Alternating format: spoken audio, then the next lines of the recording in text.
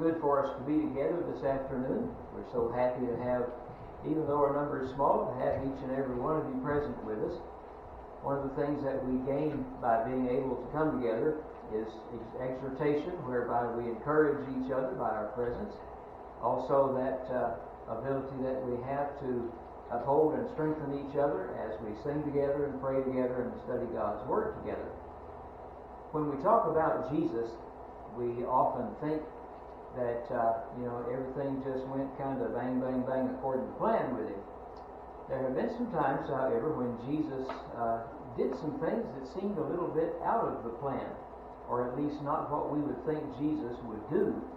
I'm going to look at one of those instances this afternoon. And actually the lesson is titled about the person that he comes in contact with, called the Syro Phoenician woman. But really, it's a lesson about Jesus' interaction with this woman who was actually a foreigner. She was from a foreign country. And Jesus actually goes to the foreign country and interacts with her there. We're going to find that we have two gospel accounts of this occurrence, Matthew chapter 15 and Mark chapter 7. Brother Wayne read for us the account from Mark chapter 7, and we'll be coming back to both of these as we progress with our lesson. But if you will, for just a moment, take the Bible and turn to Matthew chapter 15, and we'll read the account as Matthew records it, chapter 15, beginning at verse 21.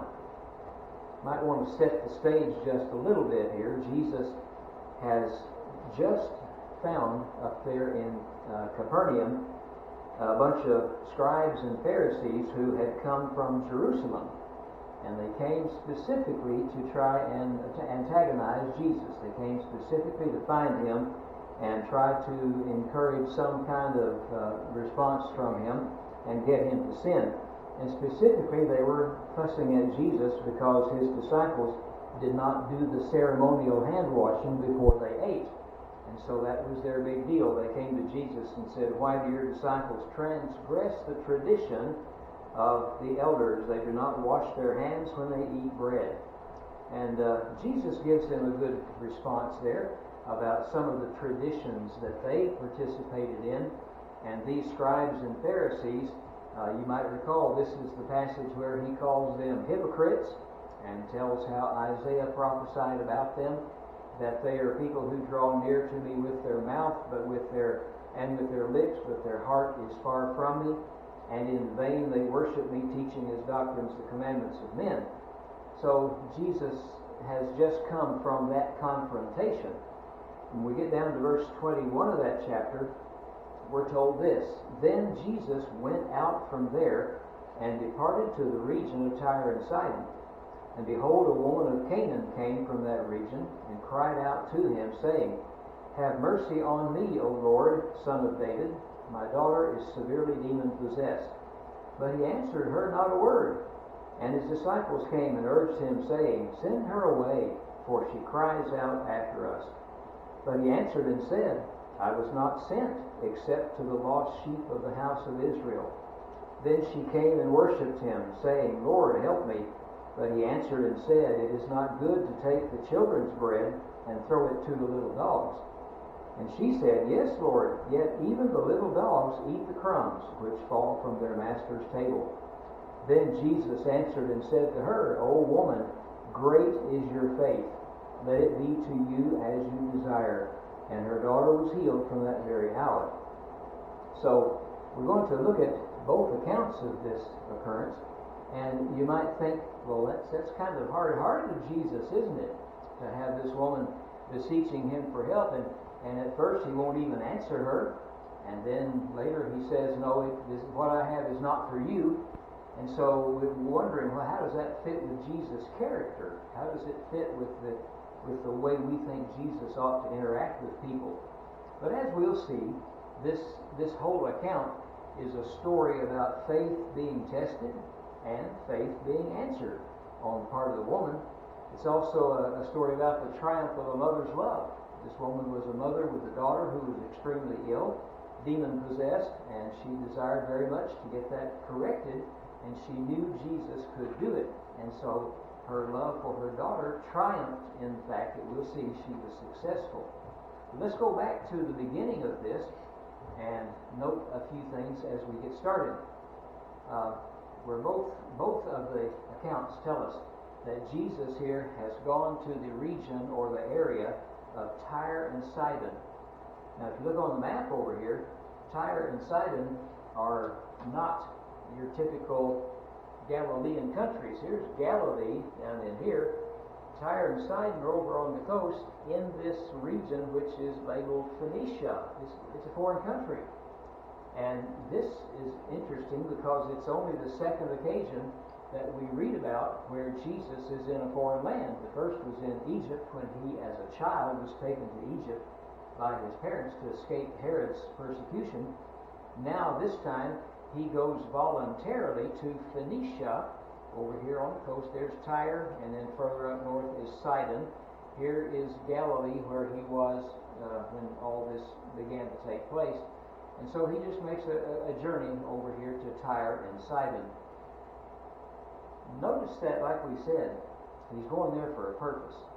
And I think the purpose is that he was trying to get some calm and some relief from the attack by these Pharisees. They're also noted as zealots. That was a political party back then. And the zealots and Pharisees and the scribes all conspired against Jesus, trying different ways to get him to sin or to blow up and cause people to think that he was not the Son of God.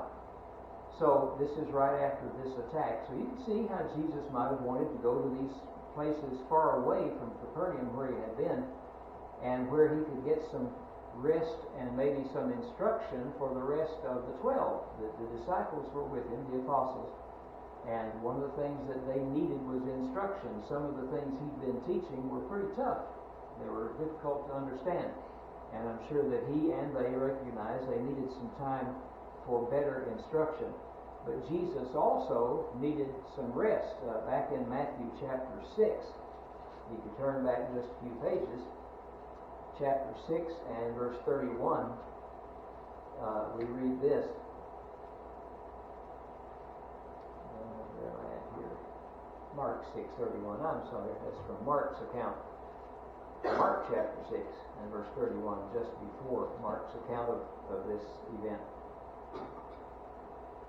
And we're told here, and he said to them, "Come aside by yourselves to a deserted place and rest a while, for there were many coming and going, and they did not even have time to eat." So Jesus was frequently plagued by these crowds of people, and the same was true there in Capernaum, where people were beseeching him for everything. And perhaps he needed some time to think and receive private instruction or teaching and to reach some secure conclusions. Now, Jesus was not in doubt about anything, but I believe that like anybody with a plan to follow and a goal to achieve the plan, he needed some time to think about what he was going to be doing. So that's why we figure he takes this trip over to Tyre and Sidon. Tyre and Sidon, like we said, were in Phoenicia. This was Gentile territory. All of Phoenicia here was Gentile population. They were basically not Jews. There were many Jews who lived there, but the territory itself was a Gentile territory. And those cities there, Tyre and Sidon, were very famous on the Mediterranean coast because the Phoenicians had developed this seafaring culture. And they're the folks that went out into the Mediterranean further than anybody else ever had. And they went out there and they did fishing and trading and stuff. And they were pretty celebrated for that. Mariners of the ancient world. This part of the country also was of Canaanite descent. The Canaanites, remember, were all these tribes that inhabited Canaan, the land of Canaan that God initially sent Abraham to be his home, and that land of promise became home to all the tribes of Israel later. But the Canaanite portion of their culture was the worshiping of the idols like Baal. Baal not being just one god, but many. And so the Canaanites, up and down the coast there, were greatly involved in the worship of Baal. But you can see here that Jesus traveled all around Capernaum and the Sea of Galilee, And then this map here shows us how he traveled over to Tyre and Sidon, and then eventually back down into Galilee again when all this is over. So, we know where he went. We know kind of why he went there, although there's a little bit more.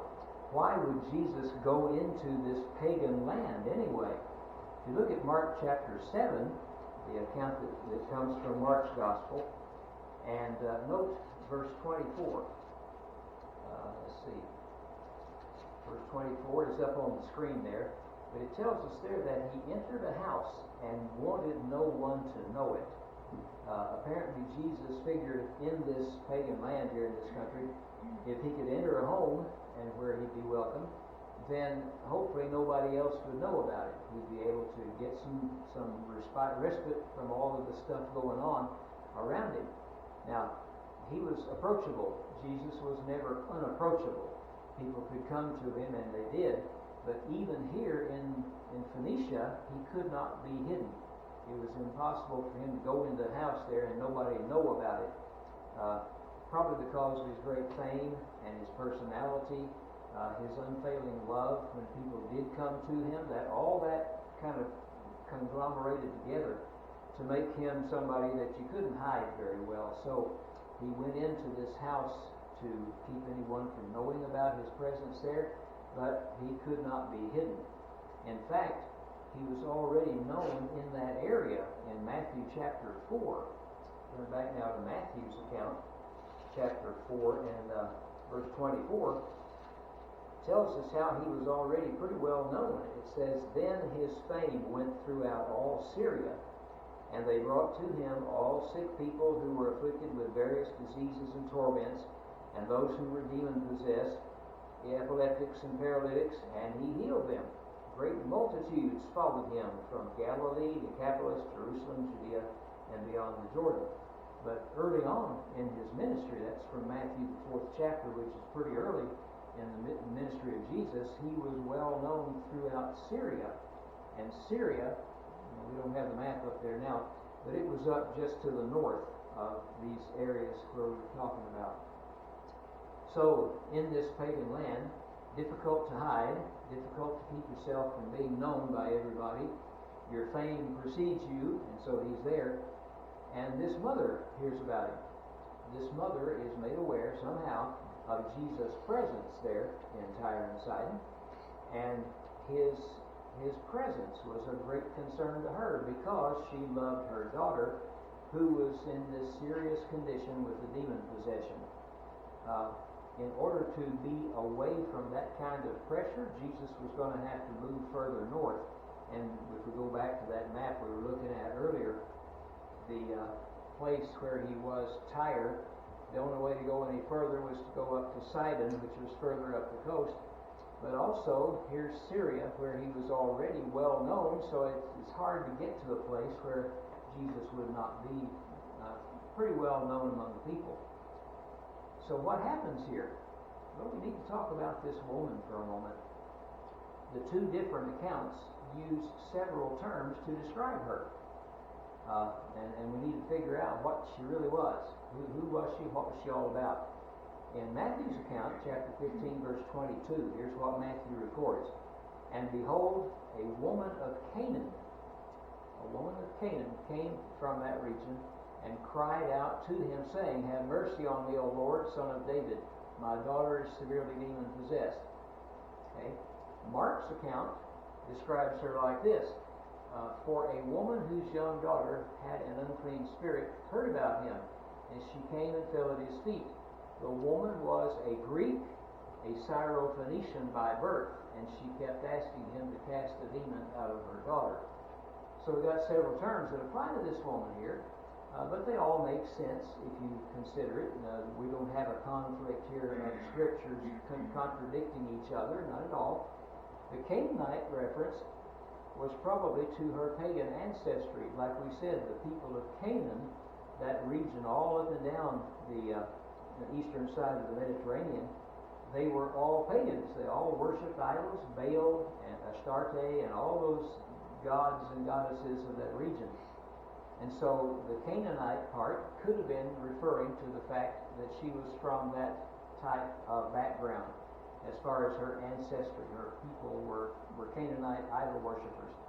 But then Mark's account, who says she was a Greek, the word Greek here, in many New Testament translations, it's translated Gentile, so that could be either one here, but whichever one you pick there, Greek or Gentile, means that she was not Jewish. That's what it means. She was not of Jewish descent. She couldn't trace her ancestry back to being a descendant of Abraham, Isaac, and Jacob. So she was a Greek in some sense because she was not a Jew. That's really what you get from that. And then Mark's account also says she was a Syro-Phoenician by birth. Where she was born would place her in this area. And again, if you go back to the map there, the Syro-Phoenicia, well, Syria is the Syro part of that. And the Phoenician is this part over here. So the Syro-Phoenician, that's describing the geographic place where she was from. She was from that geography of the Syria and Phoenicia area, and so she's called a Syro-Phoenician. Back to that. We could also assume that since it says by birth, then probably what Mark is referring to is that one parent was Syrian and the other parent was Phoenician.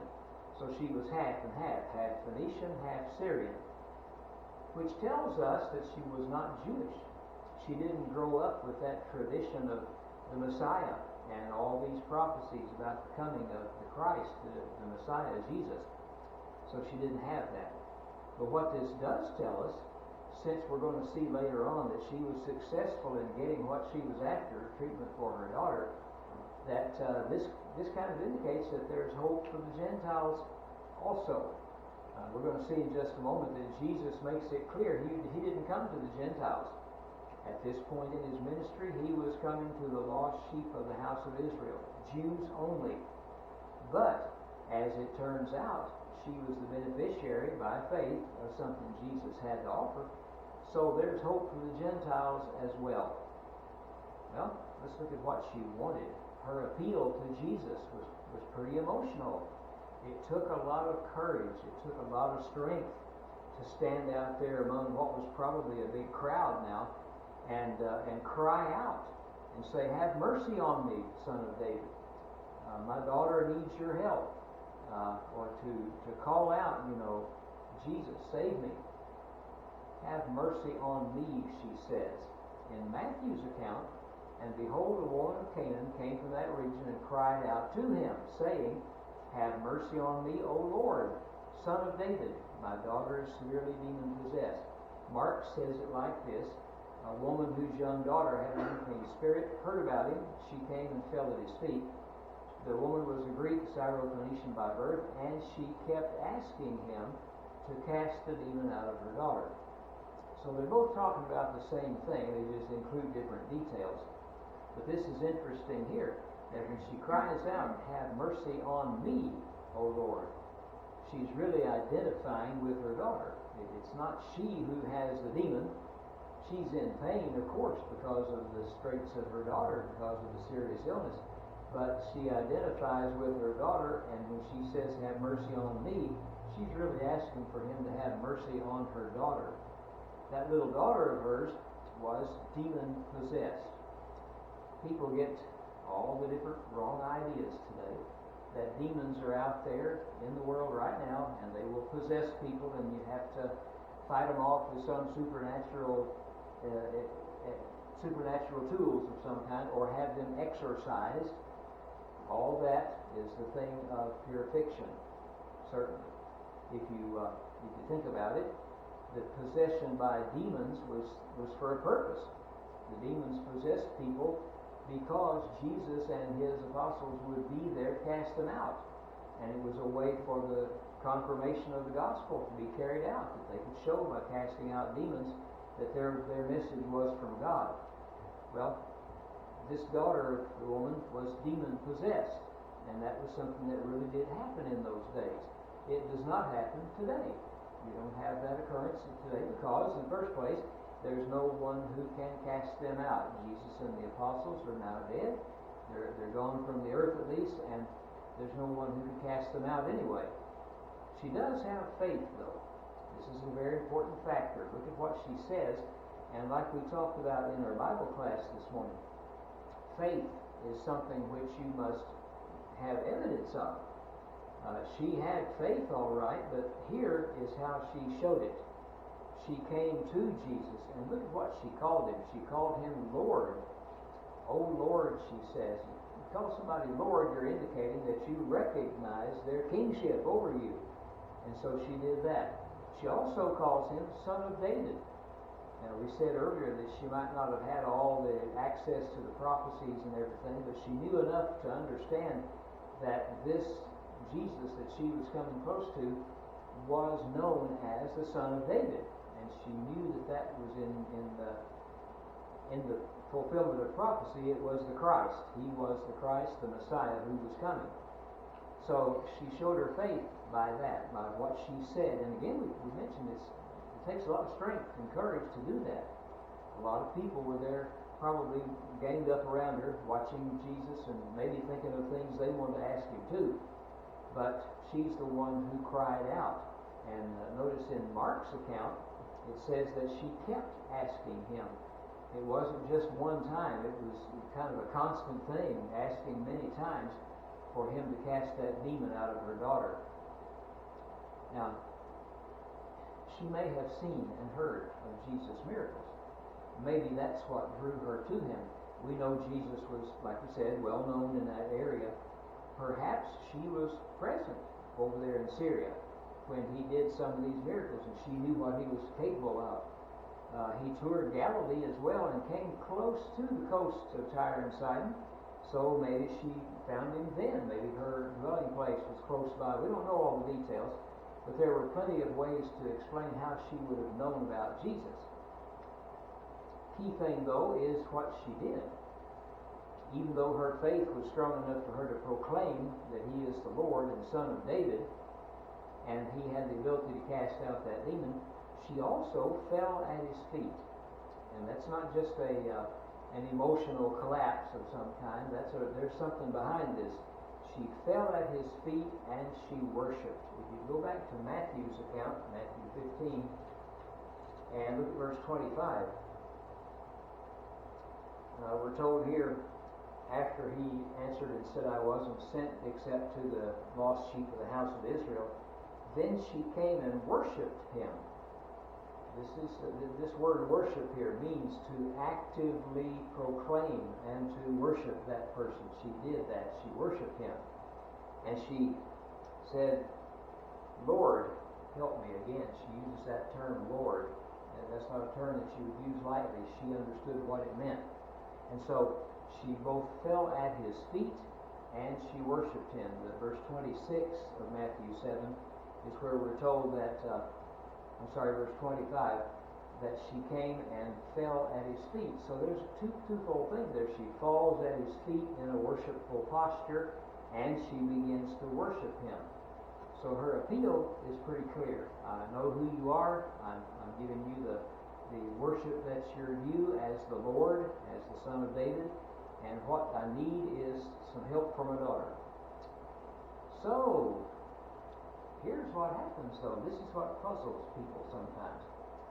In verse 23 of chapter 15, after she makes this plea, then we read this. But he answered her not a word. Didn't even acknowledge her. Didn't say anything. Didn't look at her. Didn't point to her. Didn't say a word. So his disciples came and they urged him. They said, send her away. Send her away. She cries out after us. She's making a scene here. She's interrupting all these other people who want to get to you, and we want her to be sent away. Now I wonder, the woman may have felt embarrassed. She may have felt perplexed or distressed, could have been. By continually following after Jesus, maybe she was aggravating the situation, or maybe it's the disciples who were having trouble dealing with this. You know, seeing this woman come and beg for help and Jesus won't even answer her. They could have been embarrassed or perplexed. They don't know why Jesus won't help her, but they were saying, get rid of her because she's interrupting what we're doing here. The disciples urged she be sent away. Now Jesus could have just sent her away and said, go away, and made the disciples carry her off. But there was also, he could have done the miracle she asked for and sent her away after that. You know, Jesus had a couple of options here, but that's not what he did. In fact, the woman apparently followed them for a long time. She kept on shouting, imploring, and generally annoying them, annoying Jesus and especially the disciples. When you think about the disciples of Jesus, like we said, this was pretty early in his ministry, but they had seen enough about Jesus to know that he is a compassionate person. Jesus had compassion on those who were sick or those who were hungry, those who needed something. He certainly had compassion on them. But the disciples, the apostles, did not. Apparently they didn't have any real compassion. All they thought about is that she's a nuisance and we need to be rid of her.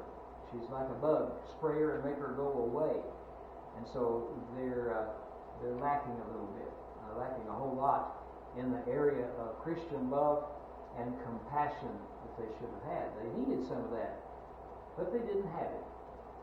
So we continue. What did this woman do next?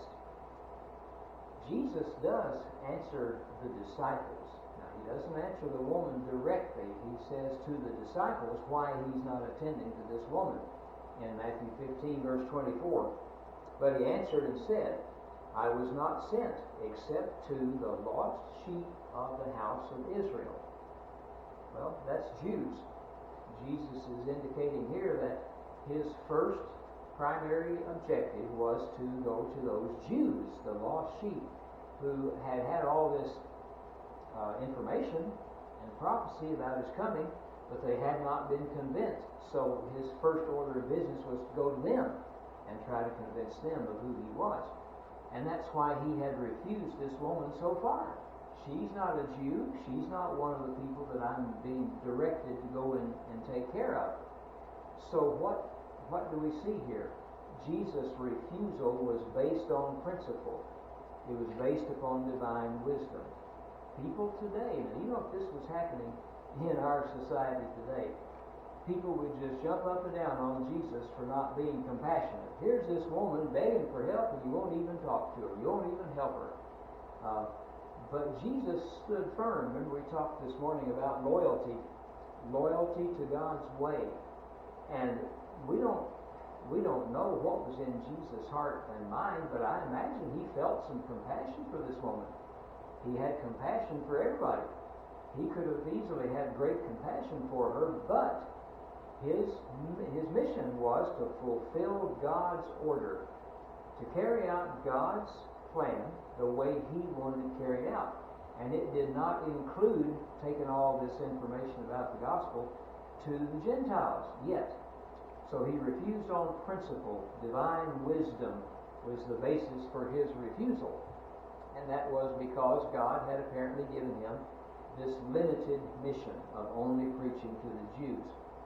God's order sometimes included this limitation. God's order very often was that his chosen people, especially back in the Old Testament, received the benefit of his good nature, of his goodwill, his grace. People who were God's people received that blessing. Others who were not didn't get it, or sometimes they suffered consequences. He was also, Jesus was, prepared by Scripture. I think that, like we noted before, Jesus was a student of the Old Testament. He also he grew up studying the Old Testament in those Jewish schools in the synagogue, and so he knew what the pattern was. The pattern was to go to God's chosen people first, the Jews. In the long run, however, it was the best plan for both Jews and Gentiles, because those of us who follow the history of things go all the way through now to the New Testament, in the age in which Jesus lived and after his death, his burial and his resurrection, and the gospel begins to be preached, now we've got men like Paul and like Peter going not just to the Jews but to the Gentiles as well. So there's the plan. We could also look at this and say maybe this was a testing of the woman's faith. We know she had faith because later on Jesus will tell us that. But perhaps this was a way of testing her faith to see if being discouraged by this statement would get her out of the way for good, or if she would continue to beseech him for some relief. And her appeal was an humble one. Now Christ didn't send her away, but he didn't express any displeasure either. He didn't say, I hate you, you make me sick, get out of here, you old crummy thing, She was able to circumvent the group of people there, I think, and bow before him. That whatever group there was around Jesus, she was able to get through them or around them and get there where she could bow before Jesus. That's what the New American Standard Version says, where it says she fell before him. It also says there bowed before him. So that was the opportunity that she sought, to beseech Jesus with this humble appeal. Verse 25 there in Matthew 15 says, Then she came and worshipped him, saying, Lord, help me. When she worshipped him, that showed a different attitude. She wasn't just clamoring, she wasn't just beseeching and trying to get something out of Jesus. She worshipped him. That was a separate activity from what she was trying to accomplish. Her message was still, Lord, help me. She's keeping it moving forward. Help me. Keep on beseeching him. And making it simple. All he has to do is say, yes, your needs will be met. And that's all she wanted. Jesus answered her. Now he's talking to her. And he said, it's not good to take the children's bread and throw it to the little dogs. Kind of a funny picture you get there.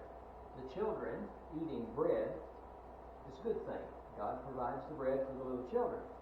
You wouldn't want to take that bread out of the mouth of children and throw it to the dogs who are waiting behind the table. Mark's account puts it this way. Jesus said to her, Let the children be filled first, for it is not good to take the children's bread and throw it to the little dogs. Well, that one little word there makes quite a difference.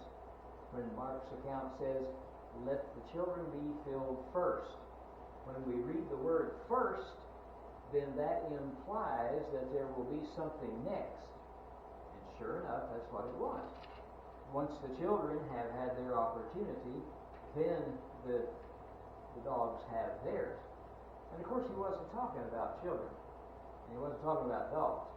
He was using that metaphor that sometimes we see in this time in the New Testament, where the children are God's people, the Jews, and the dogs are the Gentiles.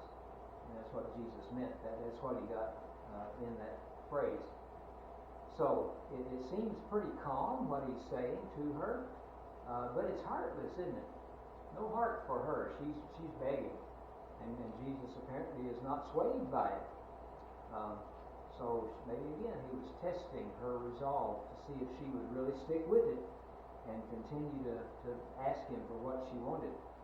Now, since the children first is there, then last would be the dogs and the puppies, the ones to receive the benefit of God's grace and goodwill last. Now, dogs and puppies were considered to be unclean. In that culture in those days, dogs were unclean. They weren't to be, you didn't want to get around them. The Jews avoided them. They were not something that you wanted to have close to you. And so the little dogs under the table had that connotation. They were subordinate.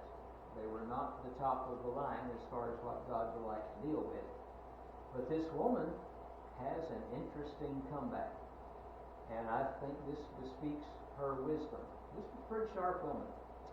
She had this insight, a brilliant one. And what she did was, she accepted her unworthiness as a Gentile, as a dog, and her daughter too. But it was kind of brilliant in that it turned the table back onto Jesus once more. In Matthew 15:27, she says, Yes, Lord, Yet even the little dogs eat the crumbs which fall down from their master's table. Even the dogs eat those crumbs. I know some of you have pets in the house, and you know that no crumb escapes those pets, right? They're ready for them. What he sees in this is her acceptance. She acquiesces. Yes, you are the Lord and Master. And yes, she says, that's true, but even the little dogs get to eat crumbs. Which says, I understand what you're saying. I fully understand that the Jews are to come first. But then she's also saying, what about us Gentiles? Wouldn't we be used some crumbs just like the little dogs would? Crumbs, you could say, of mercy. Crumbs of mercy, enough for her daughter at least to be healed. That's not such a big undertaking, is it, Jesus? And so she was willing to take that lower position herself in order to gain something for her daughter. The dogs get the crumbs while the children eat. Sounds kind of misplaced if you're talking about humans, but remember, this was in a time when the Gentiles had this position already, and they understood it. They knew where they were in reference to the Jews. But this is important because she turned the question back to Jesus. Even though, she says, the children should eat first, even the little dogs under the table, she says, eat from the children's crumbs. Well, it had an impact on Jesus, didn't it? This is one of those times when I believe that something she said, one of those things that people might say, got his attention in a good way. It made some sense to him. Then Jesus answered, Matthew 15:28, and said to her, O woman, great is your faith. Let it be to you as you desire. And her daughter was healed from that very hour. This is an example of when Jesus proclaimed somebody to have great faith. Jesus didn't always do that, but in this case and a few others, he tells her, your faith is great. Now remember, there was another instance, the centurion's daughter who was healed. And he just said, you don't even have to come to my house, Jesus. Just say the word and know that the servant will be healed. And Jesus said to him, in all Israel I haven't seen such great faith. So Jesus knew great faith when he saw it. And he says of this woman, great is your faith. In Mark 7 verse 29, Mark doesn't record much about the great faith part, but here's the result of it. He said to her, for this saying, go your way. Because of what you've said, because of the reasoning that you've used, go your way, the demon has gone out of your daughter. So we know from this that great faith prevails. Great faith is what God expects of those who come asking Him for something. He expects great faith. Also, as is typical of miracles that Jesus was involved in, the daughter was healed at once. There was no long drawn-out process, no halfway, no piece at a time. She was healed, just like all the other miracles that He performed. She was at once healed, and this kind of shows a contrast. Back down there in Galilee, around Capernaum, and Sea of Galilee, where He'd been preaching, the people were pretty hard-hearted. They didn't listen to Jesus. In fact, they fulfilled that prophecy that I think it's Isaiah brings up, that the prophet is without honor in his own household. His own people there around Galilee and Capernaum, they didn't accept Jesus. They were hard-hearted. But this woman did. She understood enough to say, I know you're the Lord, I trust you, I'll put myself under your control. And it helps us to understand too that she was persistent. Pray and do not lose heart. It comes from Luke chapter 18, that story that Jesus told about the woman who kept banging on the king's door, asking for bread. Remember? And she kept after him and kept after him until finally he agreed. He said, okay, stop banging on the door. I'm going to grant your wish. Jesus said that the point of that parable, that story, was to pray and not lose heart. So this woman did that. She stayed after him. She continued to beseech Jesus until she got what she was after. Faith was shown, several ways. She persisted. Here we go. She persisted when he was silent. When Jesus wouldn't even speak to her, she kept on trying. She reasoned with him when he spoke. She understood what he said, and she used what he said to make a point herself. She reasoned with him. And she would regard this miracle, no doubt, as a priceless gift in her situation.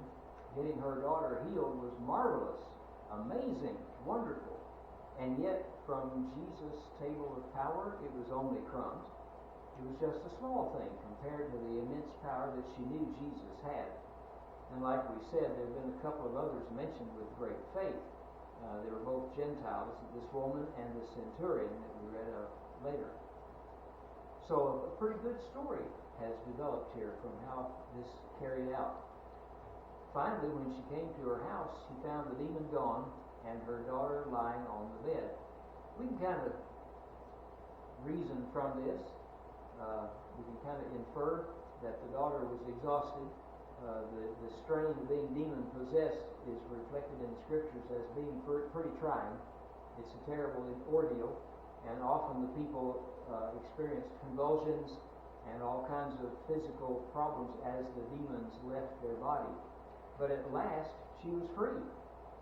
Great faith on the part of her mother was rewarded with this freedom from the demon possession. So in a big picture at least, what this shows us is that it kind of foreshadows the gospel to the whole world. Yes, the gospel was something which would be carried to the Jews first, like Paul says in Romans chapter 1. The gospel is God's power to salvation for everyone, to the Jew first, and also to the Gentile. And this story tells us a little bit about the inner workings of that Jesus himself even went to the Jews first, and then to those who were Gentiles after that. And it was the beginning of the end of all the barriers that the Gentiles were facing. After time has passed and the first century begins to start rolling along with the progress of the church, we see Gentiles coming to the Lord in droves. We see them populating those cities of Asia Minor. All those who were Gentiles in those cities were becoming Christians, and a great number of them sprang up to build the churches in those different cities. Faith won the blessing. The woman, of course, had love for her child, but she also had faith in Jesus, called him the Son of David, the Lord, knew that he was a miracle worker. Her faith was also faith that worshiped. It was illustrated by her worshiping of Jesus, like we studied this morning from James, the 2nd chapter. Faith without some kind of evidence is dead, and hers wasn't. She illustrated that faith by actively worshiping God, through worshiping Jesus. She had what you might call undiscourageable hope. I guess that's a real word, I don't know. But it makes sense. She could not be discouraged. She had persistence. And she had some humble cheerfulness. I can almost see her smiling just a little bit when she says, "Yes, Lord, but even the little dogs get the crumbs," you know. I can see kind of a little smile there, and she says, "I got you now." But that would be something that might influence the way she was thinking about it. It also finds an answer in prayer. Her prayer was answered. She prayed to Jesus, which we pray to God through Jesus, but her prayer did win a blessing for her. There may be many tests of faith today. You know, people who want to be Christians. Sometimes they want to believe in Christ and his resurrection and his lordship, but that's all they want to do. They don't realize that repentance from sins is necessary too, and sometimes that's a hurdle people have to get over. Repenting of sins and confessing Jesus, maybe another hurdle, a test of faith. Being baptized is certainly a test of faith for many. They want to stick to the denominational idea that faith alone can save and not be baptized for the remission of sins, but yet the Bible teaches clearly that we must do that and to live faithfully. There are some theories out there that say once you have been, quote, saved, then you can't be lost no matter how much you sin. Living faithfully is not required.